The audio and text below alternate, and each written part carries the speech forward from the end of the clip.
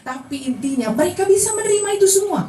Dan mereka bersemangat. Kalau saya di mimbar kan saya lihat orang ya. Saya lihat jemaatnya. Ini senang sama saya atau bukan saya sama saya, firman saya yang saya sampaikan.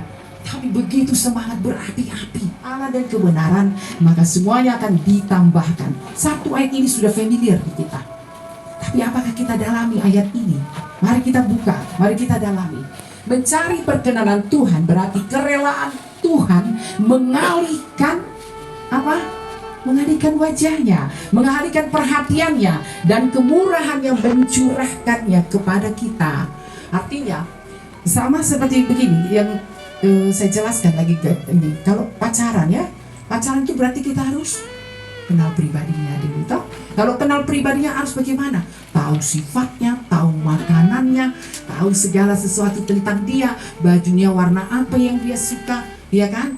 Suka makan mie gomak kah dia? Nggak tahu kan, kita jadi tahu dulu. Oh, ini berarti orangnya seperti ini. Setelah kita kagumi kepribadian dia, gerejanya di sini, anak Tuhan. Aduh, orang tuanya juga takut Tuhan. Wih, ini keluarga yang betul-betul di dalam Tuhan.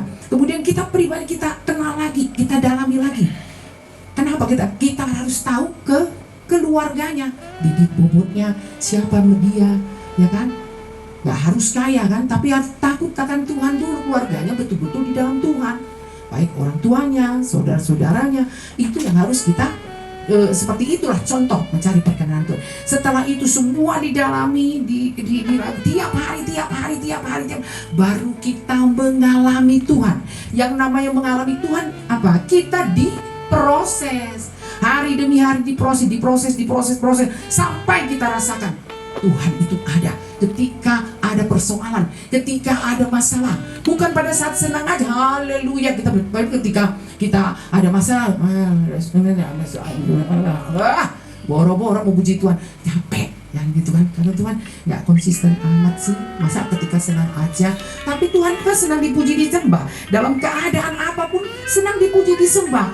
Jangan sama seperti tadi saya mengibarkan, ketika kau kagumi itu seorang pribadi, berarti kau totalitas kau berikan itu kepada Tuhan semuanya. Tidak lagi kau setengah. Gak ada di dalam Tuhan setengah-setengah ya. Gak ada di dalam Tuhan setengah-setengah. Semua harus totalitas.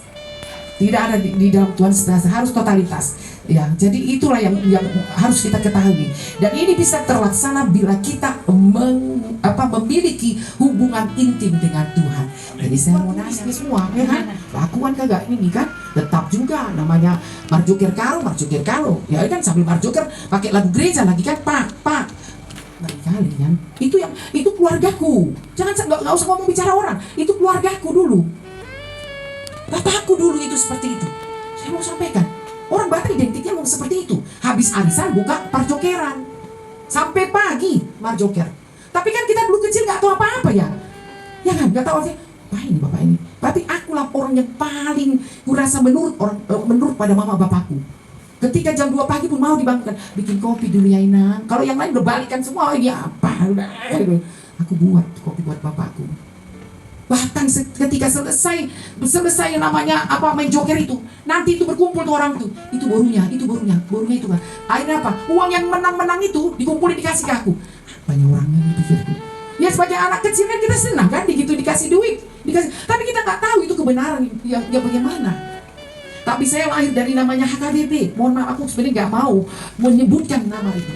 Nggak menyebutkan, karena Tuhan juga memandang gereja banyak kok yang bagus, banyak kok yang diberkati, banyak juga yang ini dari HKBP, banyak.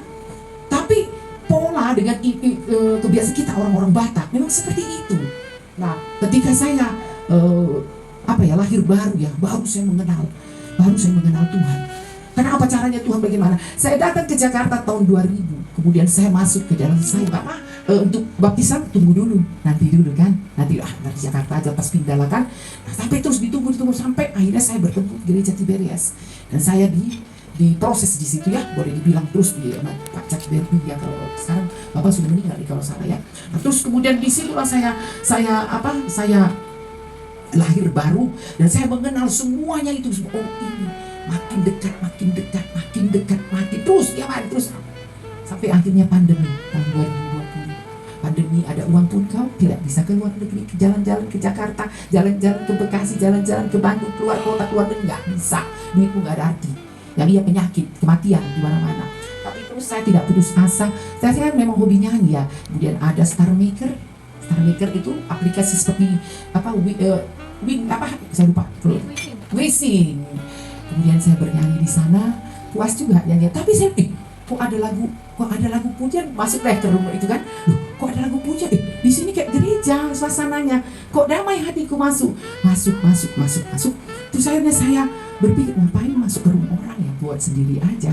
Dulu tidak mudah buka room itu kan, ada syarat dengan ketentuannya. Kemudian saya intinya pada singkatnya saya buka room. Kemudian saya buka terus puji-pujian penyembahan, pelan-pelan dengan beriring satu tahun. Lama-lama saya lebih memperdalam firman. Terus saya berdampingan dan saya ngajak adik dan suami saya, yuk kita melayani di situ, yuk akhirnya kami melayani di sana.